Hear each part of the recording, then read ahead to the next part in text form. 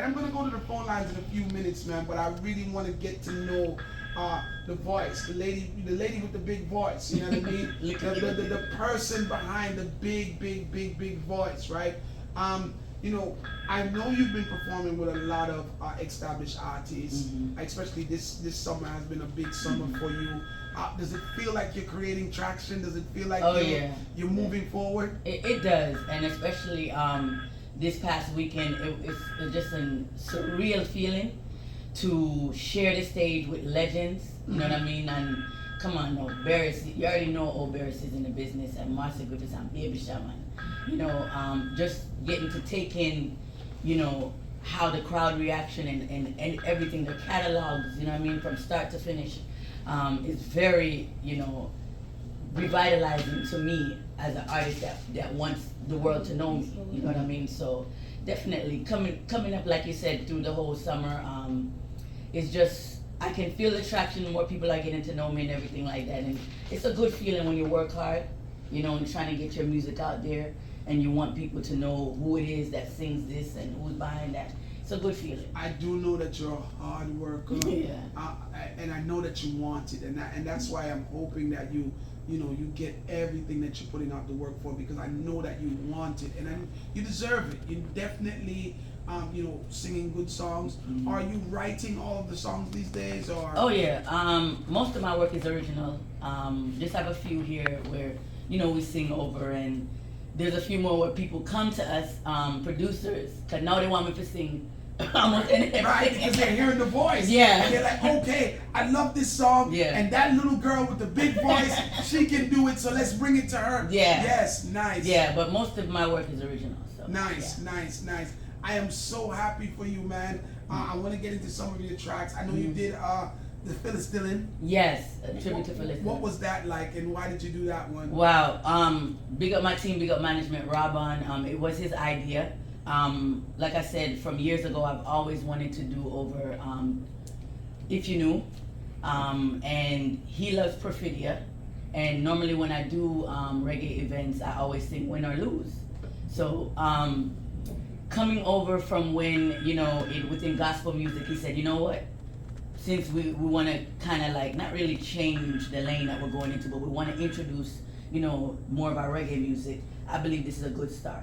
So he came up with, you know, the idea, we should do a medley tribute to Phyllis Dillon, and the work behind it, the music is just so magical. You know, he's a selector as well, so, you know, musically he's very, you know what I mean, experienced and educational where that comes from, and we just got our ducks in a row and say, all right, this is how we're gonna do it, and it just flows so well, you know, for a 5 minute or 6 minute song. You know, even really, somebody say, yo, this is the perfect smoke break, but I'm rocking the whole time. You know what I mean? But yeah, it's just magical in the way that it just smooths into it.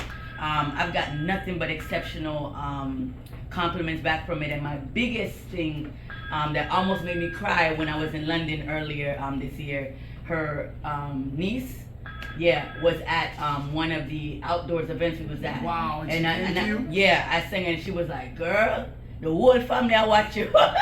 And she was like, oh, respect, you know, you did this song more than justice, and, you know, just hearing that is just awesome. You know what I mean? Just knowing that. Because when you touch, come on, no, you know, when you touch them big hit songs, that you gotta do it you right. gotta come right. You gotta do it you right. You gotta come right. Everybody's listening. Yeah. The easiest thing to mess up is a song that everybody knows. Yeah. You know what I mean? Once it's a song that everybody loves and you hit it right, you're gonna tear down the whole place. Yeah. But you see, when you do it the wrong way, it's different from doing a little fanky song and you get away with that. But if you step out on the stage and you do a Phyllis Dillon the wrong way, and certain other landmark songs the wrong way, you turn off the audience. Oh yeah. Have you been performing this Phyllis? Oh yeah, I've been performing it, and everywhere I go, people, of course, you know, like you said, it's familiarity, and then people say, yo, your song, like, you know what I mean? They just love, I guess, my sound, how I sing it.